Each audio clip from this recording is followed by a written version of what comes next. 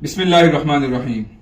بقرعید کے موقع پر مارکیٹ میں ایسے جانور بھی لائے جاتے ہیں جن کے متعلق یہ دعویٰ کیا جاتا ہے کہ ان پر اسلامی نام لکھے ہوئے ہیں، اللہ لکھا ہوا ہے یا محمد لکھا ہوا ہے، اور پھر ان کی قیمت کروڑوں میں لگائی جاتی ہے، اور پھر شہرت اور ناموری کے بھوکے لوگ ایسے بکروں کو لاکھوں اور کروڑوں میں خریدتے ہیں۔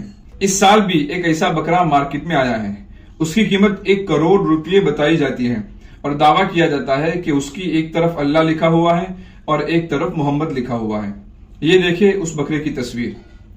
دیکھیے یہ سب مالداروں کی جیبوں سے پیسے نکالنے کے طریقے ہیں اور کچھ نہیں۔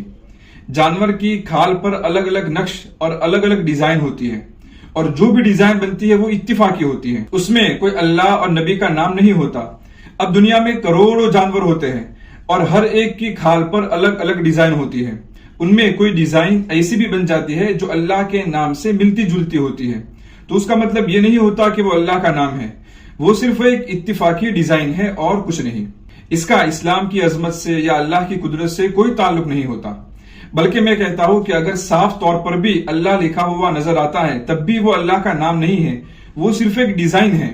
اگر اللہ تعالیٰ کو اس طرح اپنی قدرت کا اظہار کرنا ہوتا تو آسمان پر اللہ کا نام لکھا ہوا ہوتا، سورج اور چاند پر لکھا ہوا ہوتا۔ ایک جانور پر لکھنے کی کیا ضرورت تھی؟ وہ جانور جو ماں کے پیٹ میں ہوتا ہے تو خون اور گندگی میں بڑا ہوتا ہے، اور جب دنیا میں آتا ہے تو پاکی اور ناپاکی کا کوئی خیال نہیں رکھتا، بلکہ اپنے ہی پیشاب میں بیٹھ جاتا ہے اور سوتا ہے۔ کیا ایسے جانور پر اللہ تعالیٰ کا نام لکھا ہوا ہوگا اور اس سے اسلام کی عظمت اور اللہ کی قدرت کا اظہار ہوگا؟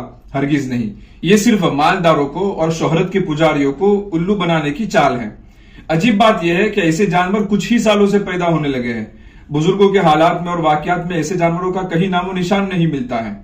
اگر ایسی کوئی حقیقت ہوتی تو انبیاء کے گھوڑوں اور اونٹوں میں کہیں تو اس کا وجود ہوتا، اور کئی 100 سالوں سے امت قربانی کر رہی ہے، کہیں تو کتابوں میں اس کا تذکرہ ہوتا۔ لہٰذا ایسی کسی بات پر بھروسہ نہیں کرنا چاہیے، چاہے صاف نظر آتا ہو کہ یہ نقش اللہ کے نام سے ملتا جلتا ہے۔ یاد رکھے وہ صرف نقش ہے، وہ صرف ایک ڈیزائن ہے اور کچھ نہیں۔ اگر کسی مالدار کی جیب خالی کرنی ہے تو اس کا کوئی اور طریقہ اختیار کرنا چاہیے، اس کے لیے اللہ کے نام کا استعمال نہیں کرنا چاہیے۔